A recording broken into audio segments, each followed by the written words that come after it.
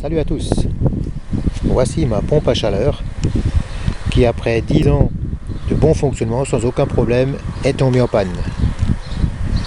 Alors j'ai décidé de la changer parce que, est-ce qu'il paraît, après 10 ans une pompe à chaleur n'est plus compatible avec les nouveaux systèmes.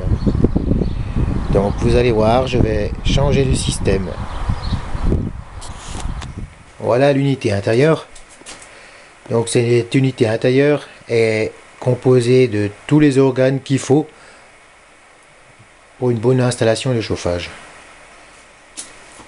Un circulateur ou une pompe à eau, quelques organes de sécurité, pression d'eau, débit d'eau,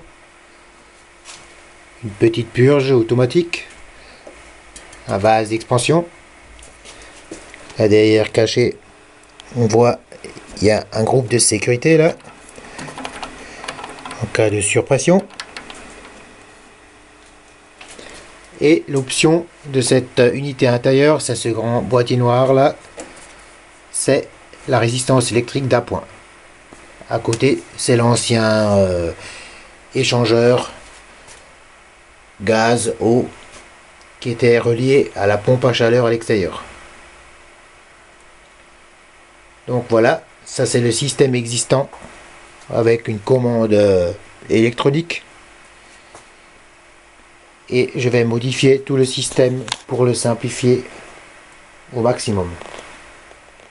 Voilà, donc pour commencer ma simplification du système, vous constatez, j'ai supprimé toute la partie électronique par des commandes simples, des boutons, un bouton marche-arrêt, un bouton automatique manuel, j'actionne la résistance électrique au cas où si ma nouvelle pompe à chaleur tombe en panne à l'extérieur. Ok, là à l'intérieur j'ai mis une charnière, il n'y a plus d'électronique, tout est simple, un petit relais temporisé, un relais simple, quelques voyants et les sélecteurs. La partie hydraulique, donc il y avait, on part du circulateur qui va en aller et un circuit retour. Donc c'est là qu'il y a une grosse modification. Avant on avait l'allée qui descendait, on voit encore la trace du tuyau retour, enfin le tuyau aller, et celui-là je l'ai modifié.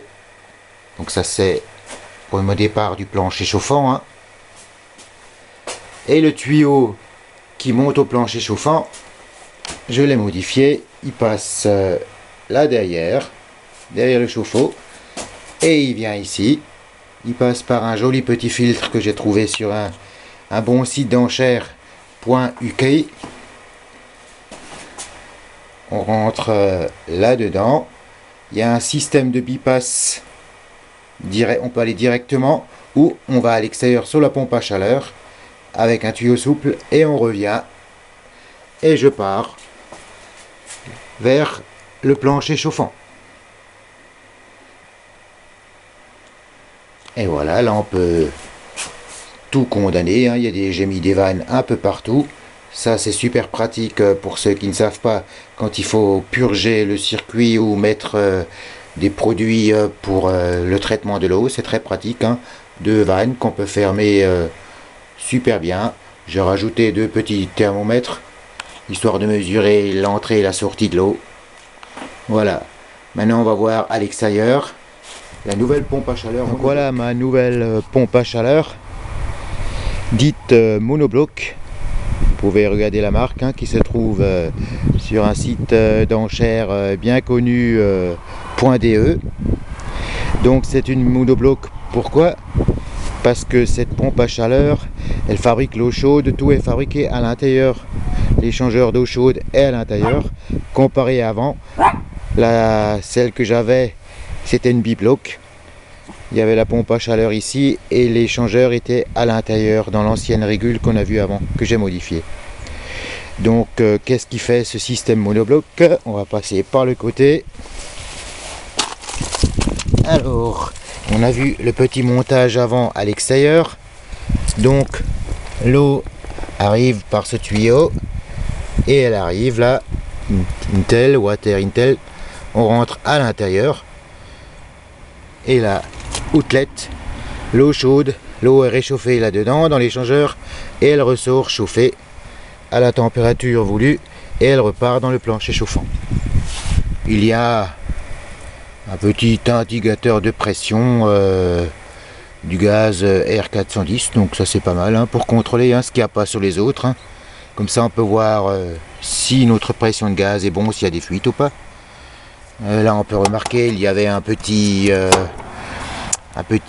tableau d'affichage d'électronique de commande, donc celui-là je l'ai déplacé, je vais vous le montrer après. Je l'ai mis à l'intérieur de la maison au lieu de les laisser à l'extérieur. Je l'ai intégré dans la maison, comme ça on peut faire la commande du salon à l'intérieur. Donc voilà. Voilà une petite pompe à chaleur simple, monobloc que j'ai installé moi-même. Tranquille, pas besoin d'avoir d'habilitation frigoriste. Tranquille. Je vais vous montrer encore la commande à l'intérieur. Voilà, donc on voit le petit afficheur qui était implanté d'origine sur la pompe à chaleur.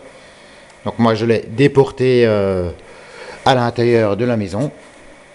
Donc à cette place avant il y avait la sonde de température qui était d'origine pour l'ancienne pompe à chaleur qu'on a vu au départ de la vidéo. Donc j'ai exactement pris les mêmes fils. Il y avait 3 fils à couper et à reconnecter tout simplement hein. Donc voilà, c'est un afficheur simple. On a toutes les commandes internes. Là on voit les températures d'entrée et de sortie d'eau. Je peux l'allumer, je peux l'arrêter. On voit la température extérieure. Je peux changer de mode. Donc là on est en mode soleil, c'est le chauffage. Là c'est en mode maintenance. Là il y a un glaçon qui apparaît. C'est le mode plancher rafraîchissant. Voilà. Donc en mode chauffage, on règle simplement notre température hein. On peut aller très haut. Pour information, cette pompe à chaleur pour monter pratiquement jusqu'à 52 degrés, hein, 55 degrés. Et 55 degrés, vous pouvez très bien l'installer pour faire la relève d'eau chaude pour ceux qui ont des installations au fioul, au gaz. C'est une très bonne... un très bon complément. À la place de payer du fioul ou du gaz, on paye un peu d'électricité. Cette pompe à chaleur, elle a quand même un COP de 3,8. Donc, moi, la mienne, elle a une puissance, elle consomme 1,5 kW et elle me donne pratiquement 5,5 kWh de puissance calorifique.